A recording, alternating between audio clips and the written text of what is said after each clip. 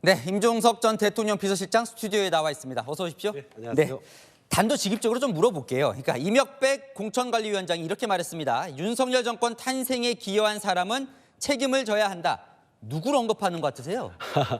구체적으로 누구를 언급한 거는 아니실 거라고 생각합니다. 네. 제가 이제 지적하는 것은 대선 패배와 윤석열 정권 탄생의 책임이 마치 문재인 전 정부에 있는 것처럼 이야기하신 점에 대해서 네. 온당치 않고 동의하지 않는다는 거죠. 네. 예. 문재인 정부라고 해서 뭐 다 잘하기만 했겠습니까? 실책도 있고 부족한 점도 있었을 텐데 그래도 문재인 정부 3년 차에 치러진 2020년 총선에서 민주당은 전례 없는 압승을 했습니다. 네. 또 대선 직전까지 문재인 정부의 국정 지지율은 45에서 47%에 이르렀어요. 네. 그런데 대선 패배와 윤석열 정권의 탄생 책임을 문재인 정부로 돌린다. 저는 그것은 사실도 아니고 동의할 수도 없고 누구에게도 도움이 되지 않는다. 그런 말씀 드리는 겁니다. 그 책임이 누구라고 생각하냐? 콕 집은 건 아니라고 하는데 이재명 대표 주변 사람들이 계속 임 전 실장을 언급합니다. 실명을 언급하면서요. 왜 그런다고 생각하세요? 글쎄요, 그 주변 분들이 이제 어떤 분들이 사실 제가 잘 모릅니다. 네. 그런데 제가 그분들께 드리고 싶은 말씀은 불과 2, 3일 전에 이재명 대표께서 양산의 문재인 대통령님하고 만나서 네. 용광로 같은 통합과 단결을 이야기하셨잖아요. 네. 그렇다면 그분들이 만약에 정말로 이재명 대표의 주변 분들이고 이재명 대표를 생각하는 분들이라면 네. 본인들의 지도자의 메시지를 완전히 곡해하고 잘못 실천하고 있다. 그 점을 본인들이 한번 깊게 생각해 보시기를 말씀드립니다. 어쩌다 보니까 2년 전 대선 패배 책임론이 지금 번지고 있는데 누구 책임이에요? 대선 패배?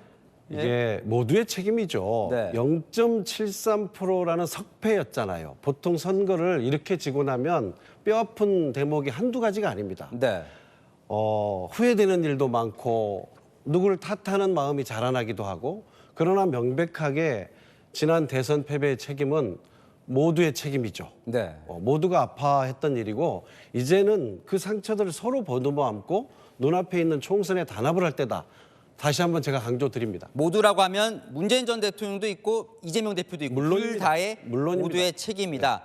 자, 그런데요. 그 문 전 대통령이 아까 말씀하신 대로 이재명 대표 만난 자리에서 친명 중진이 먼저 내려놔야 한다. 이런 취지로 당시에 말한 걸로 알려지는데 여기에 대해서는 어떻게 생각하십니까? 글쎄요, 저도 여러 뉴스를 봤습니다만 그런 취지의 말씀하신 거는 제가 못 봤는데 아, 그래요? 또 그날 문재인 대통령께서 하신 메시지를 생각한다면 네. 그런 이야기가 나왔을 것 같지는 않습니다. 네. 오히려 친명이니 친문이니 하는 프레임에 갇히면 안 된다. 모두가 민주당이가 명문 정당이다. 네. 힘을 합하자 이런 취지셨잖아요. 네. 그리고 이재명 대표께서 화합하셨고 그래서 저는 그거는 좀 납득이 안 되네요. 자, 일각에서는요. 임 전 실장이 당선이 되면 친문의 구심점이 될 수 있고 그러면 이재명 대표의 경쟁자가 될 거라서 친명이 압박한다. 이런 해석도 나오는데 동의하십니까? 제가 벌써 그렇게 컸나요? 네. 괜한 억측들이죠. 호사가들이 하는 이야기일 뿐이고 지금 총선 결과에 따라서 앞으로의 정치는 완전히 180도 달라집니다. 네. 총선 승리가 누구보다 절박한 사람은 이재명 대표고 민주당의 지도부겠죠. 네. 그렇기 때문에 지금은 모두가 단결해서 총선 승리만 보고 가야 할 때고 민주당의 승리보다 더 큰 국민의 승리를 만들어야 한다. 그렇게 생각합니다. 이거 하나만 여쭤볼게요. 그러니까 이명백 공천관리위원장이 윤석열 정권 탄생에 기여한 사람 책임지라고 했는데 책임이 뭡니까? 불출마라는 거예요? 아니면 험지가라는 겁니까?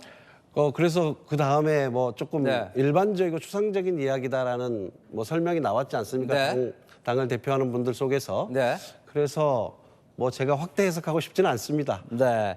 만약에 공천 갈등이 벌어져서 실제로 친명과 비명 사이 공천 갈등이 심화된다면 비명에서 집단 대응이나 이런 것까지도 가능할 분위기일까요? 그렇게 안 되게 하는 것이 정치죠. 네. 저희는 그렇게 할 것이고 더군다나 네. 총선을 2달 앞둔 상황에서 친명 대 비명으로 집단 간의 갈등과 대립으로 간다? 네. 그것은 국민들에게 용서받을 수 없겠죠. 민주당 공천관리위원장이 이 얘기를 하면서 지금 윤석열 정권 탄생 패배 책임론 이게 지금 불붙었는데 이번 총선거 마지막 시대 정신이 뭐라고 생각하세요? 지역을 다녀보면 알 수 있습니다. 네. 지금 윤석열 정부가 여러 가지 외교, 안보, 민주주의, 뭐 민생 모든 네. 것을 실패하고 있는데 국민들의 고통은 경제와 민생에 오고 있어요. 네. 그래서 동네를 다녀보면 경제 실정, 민생 파탄, 윤석열 정부를 준엄하게 심판해야 한다는 게 이번 총선에 흐르는 시대 정신이라고 저는 확신합니다. 그러면 엉뚱한 시대 정신을 지금 들고 나온 겁니까? 당 공관위에서 조정이 되겠죠. 조정이 되길까요? 알겠습니다. 여기까지 듣겠습니다. 임종석 전 실장 나왔습니다. 고맙습니다. 네, 고맙습니다.